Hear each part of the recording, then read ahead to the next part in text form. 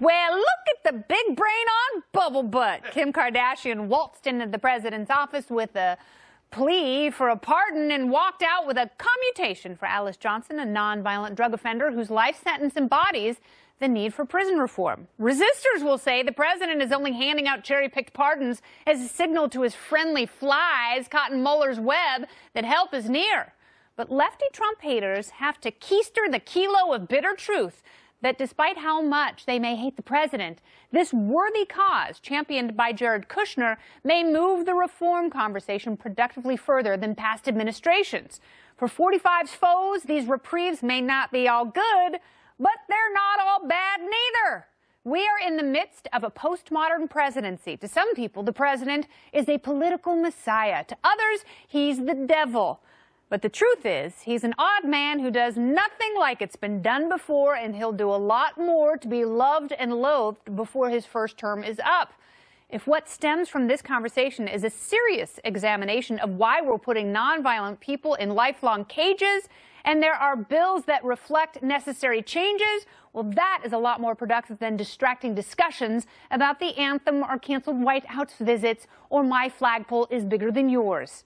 You should want the country to improve. You should want people to experience freedom. And if you can't get past that some good things come from a guy you despise, then you are a dumb prisoner of your own drama.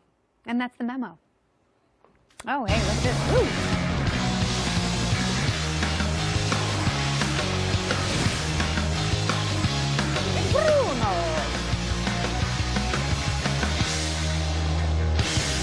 There we are. The Associated Press is reporting that Alice Johnson walked out of prison a little more than an hour ago. Well, her case signaled the beginning of the end of our corrupt prison system. Criminal defense attorney David Bruno is back in action.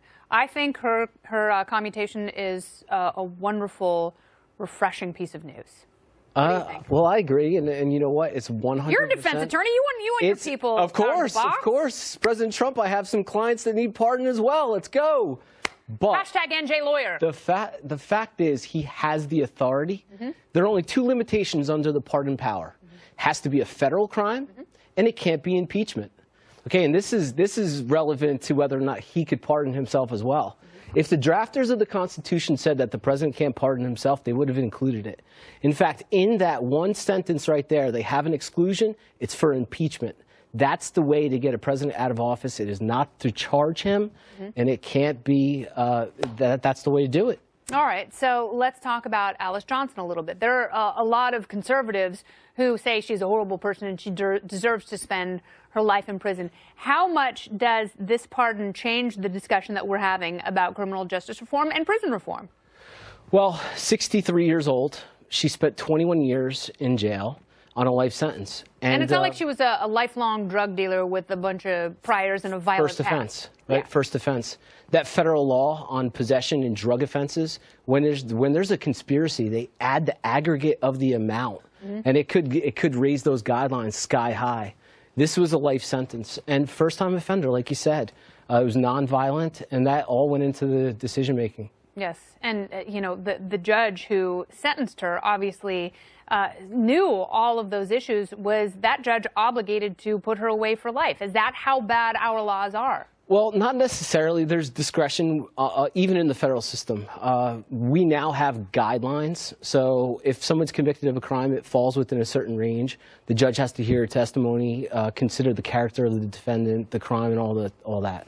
Unfortunately, I'm not too familiar with that actual sentence, but he probably did have some discretion to not give that life sentence. No, it's really interesting because I know, especially in the 90s, there was a big push for law and order, and 3 strikes, you're out. But, you know, This is a person who didn't commit a strike. Do you think that, you know, the president has obviously been influenced by Jared Kushner? There were people within the White House who did not want him to offer this commutation, including his chief of staff, John Kelly, and his personal attorney, John McGahn.